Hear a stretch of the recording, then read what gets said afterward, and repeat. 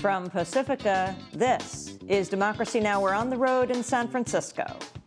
We have to ensure that those who commit acts of piracy are held accountable for their crimes. President Obama. He vows an international crackdown to halt piracy of the coast of Somalia. We'll take a look at the two piracies in Somalia, why the world ignores the other. Then dozens of U.S. drone attacks in Pakistan have left hundreds of civilians dead. We'll speak with longtime California peace activist Father Louis Vitale. He was among those arrested last week for protesting outside a Nevada air base where the unmanned drones are piloted. Then the battle over the Youth Protection Act. Two towns in Northern California passed a ballot initiative that bars the military from recruiting minors. The Justice Department has filed suit seeking to overturn the measure, but the towns are refusing to cave. They've hired lawyers and are filing counterclaims. All that and more coming up.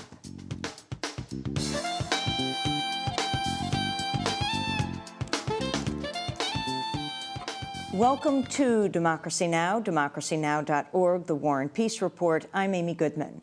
North Korea said today it'll boycott six-party nuclear disarmament talks and restore its program to make weapons-grade plutonium. North Korea issued the threat hours after the UN Security Council condemned North Korea's long-range rocket launch from April 5th. A North Korean official said, quote, "We will never again take part in such talks and will not be bound by any agreement reached at the talks."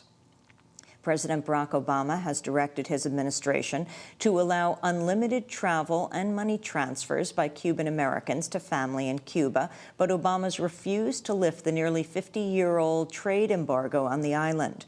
On Monday, White House Press Secretary Robert Gibbs announced the new Cuban policy.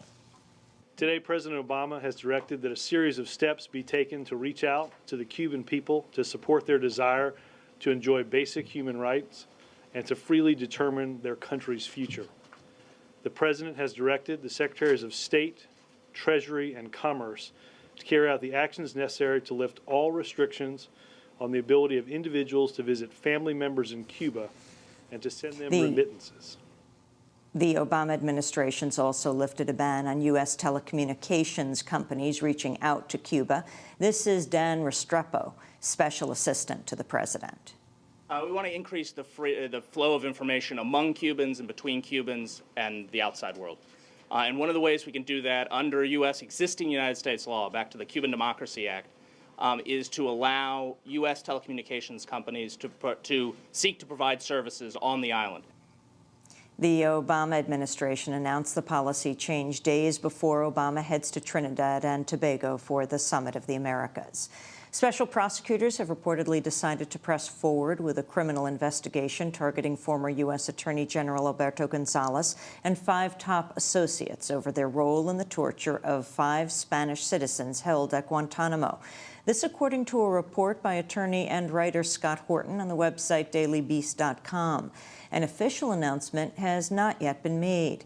The other former Bush administration officials facing indictment are former Justice Department officials John Yoo and Jay Bybee, Pentagon official Douglas Feith, Dick Cheney's former Chief of Staff David Addington, and Pentagon lawyer William Haynes. Scott Horton also reports Spanish prosecutors will ask that Judge Baltasar Garzón step aside because he presided over efforts to bring terrorism charges against the 5 Spaniards previously held at Guantanamo. Garzón is the Spanish judge who ordered the arrest of former Chilean dictator Augusto Pinochet in 1998. Somali militants fired mortars Monday at a plane carrying Congressmember Donald Payne of New Jersey as he was leaving Mogadishu. No one was injured in the attack. Payne was the first senior U.S. politician to visit the Somali capital in years. The mortars were fired just hours after a pirate leader threatened retaliation against the United States for killing his men during an operation to rescue a kidnapped U.S. captain. We'll have more on Somalia after headlines. In Thailand, anti-government protesters have ended a 3-week siege of the Prime Minister's office, one day after at least 2 people were killed in large protests in Bangkok. The protesters decided to leave the government building after Thai troops surrounded them. Earlier, an Army spokesman had said troops were ready to move against the protesters who'd been encamped around the Prime Minister's office since March 26th. Afghan officials say 6 civilians were killed Monday in an overnight NATO airstrike in Kumar province near the Pakistan border. The dead reportedly included a 3-year-old girl and a 10-year-old boy. Officials said 16 other civilians were injured in the strike. Last week, 5 people, including a 7-day-old baby, died during a U.S.-led operation in southeastern Khost province. U.S. forces initially said they'd killed 4 insurgents, but later acknowledged the dead were civilians defending their home. In Baghdad, the Iraqi military is attempting to shut down 2 media organizations for allegedly misquoting officials. A top Iraqi military spokesperson said he was filing a lawsuit seeking to close the Baghdad office of Al Hayat, one of the most prominent newspapers in the Arab world, as well as the satellite signal of the TV channel Al Sharqiya. The Iraqi military has criticized local Arab and international news media for recent reports about arrests of members of the Sunni Awakening Councils. The New York Times is reporting the Obama administration and its European allies are preparing proposals that would allow Iran to continue enriching uranium for some period during negotiations to press Iran to open up its nuclear program to wide-ranging inspection.